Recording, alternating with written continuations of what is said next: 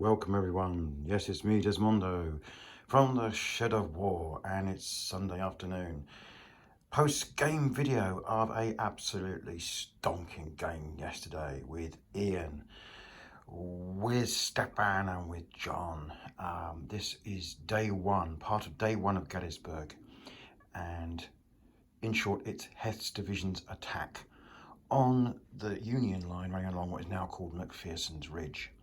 And what you can see in front of you is the Iron Brigade, which is holding part of that ridge successfully right now. Cracking game, basically starting from the initial fallback of Buford's cavalry and the initial Confederate attacks by Archer and Davis, followed by the arrival of Pettigrew and the rest of the division, as well as Daniel coming in from the flank there as part of another Confederate corps which was smashing down through the German corps towards Gettysburg. Now this is a 14-foot by 6-foot table, so you can see there is a lot of terrain, a huge amount of terrain. But most of it's fields in one shape or form, and orchards and small woods. And you can see the small stream, the Wilbur stream, which is down there running across the centre of the table. You can see the famous railway cutting, well, my really crude version of it, and you can see the main road that's running to Gettysburg from Cashtown, which is up there where the flag is. Now, essentially, this game starts off with very few units on the table. In fact, there are 2 brigades per side, and a lot of empty space. And this was the whole point of the game, was to give the players the challenge to cover the same amount of ground that they're in real life with the same number of troops, which wasn't a huge number at all, as Stefan and John and Ian will tell you if they post anything on Facebook. On the other side, you have this is where the Confederates came in, and the initial push is here. This is where Davis pushed forward towards where was Cutler, and over here, this is where Archer came on and was trying to get across up onto that ridge before the Iron Brigade arrived. Now, I obviously used quite a few references for this, and I'll post some information about which ones I do on Facebook and other places. But this is all done for Pickett's charge rules. We kept everything in the rules as they are, other than the order system, which we completely got rid of. We have our own order system, which Ian has perfected, and we tested it again today using yesterday using Pickett's charge, and it worked absolutely strikingly brilliant. I'm a huge fan of it, and really we will use that order system on everything we do now for American Civil War Pickett's charge and for General d'Armée. So yeah, really gave us a really good game. Essentially, the Confederates attacked here. They didn't get very far. They got to the stream and were shot to bits. The charges were unsuccessful. I wouldn't say the dice were particularly bad. It just was crucial dice went in crucial ways. Now, as with these rules, you can be flung back from a charge at very little cost and then reform and go again. And you can see that actually, if you cross over here, yeah, one of Archer's units is in a bad way. That one's not particularly good. But the others, yeah, they're taking casualties, but this is what you expect if you're trying to take some ground from rifle-armed infantry. The Union held on pretty well here. They only had one really bad moment when they actually decided to counterattack, and it all went terribly wrong. And the Iron Brigade was running back up the hill, and from that point on, never ventured forward.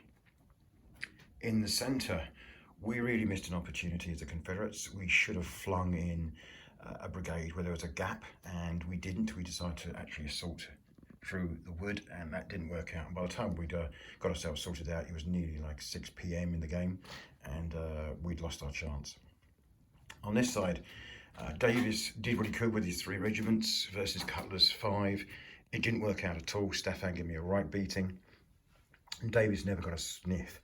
It was only until Daniel's brigade appeared on the flank that things started to get a bit tasty for Stefan. He had to redeploy, try and hold the flank. It didn't go well though for Daniel. Some very bad charge results, and he was flung back. The brigade's currently reforming, as you can see, and ready to go again. But Cutler's brigade did a fantastic job, but took a lot of casualties, as it did in the real battle, and will of course it would normally recycle. It would go back towards Seminary Ridge, where the rest of the Army of the Potomac is stationed now. So overall, the Confederates really didn't make a dent, as I'd hoped. But on the other hand, this was a fantastic test at using a small number of troops across a huge table. Now it may look to you all like, oh, it's crammed full of figures. At the beginning, I can tell you there were a total of 8 Confederate regiments and 10 Union. That's across the whole of this table. So that's a lot of space when your regiment, a typical regiment is only 5 stands of 4 figures, each of 20 figures. And I'll just zoom in on one to show you. That's a typical small unit, which is the typical size of most of the units on both sides. Yeah, 1 or 2 were large, which I can show you here. That's what a large one looks like. That's from Pettigrew's brigade, which unfortunately just never got into the action. Every time we tried to cross that stream, it got shot to bits again. So yeah, some interesting questions coming out of the game. You know, how do you attack a well-defended position when you don't have any artillery support? Because at Gettysburg and day 1, all the artillery is off table at this point, and it's concentrating its fire really down that end of the table, blowing holes. I should point out my artillery fire was diabolical. I think Stefan started laughing. I couldn't even hit a barn door at some point. Die rolls were terrible. But, you know, that's not an excuse. You have to do with what you got to do with what you got. I think everyone had a fantastic day. Not only did we obviously play the game, we had some post-game beers and good banter. This is going to go again. It's going to be fought again next week with different players. Although Ian's going to join me again to be the Confederates, and we'll see if we can do a better job. But we're up against Per and Adrian, who's coming up for his first game in the Shed of War. But highly recommend the game. I hope to put this together as a scenario, maybe for a Lardy mag, or maybe just post it straight up on Facebook or somewhere else. But essentially, this is Heth's division's attack against what First Corps could throw in on the first day and try and hold the position as long as possible. And I shall leave you with some sweeping shots and wish you a happy Sunday, whatever you're doing, and I hope your week is good. So what we'll do is start up over here, and we'll come through Cutters and through Daniel, and we'll work our way along. Have a great weekend, everybody.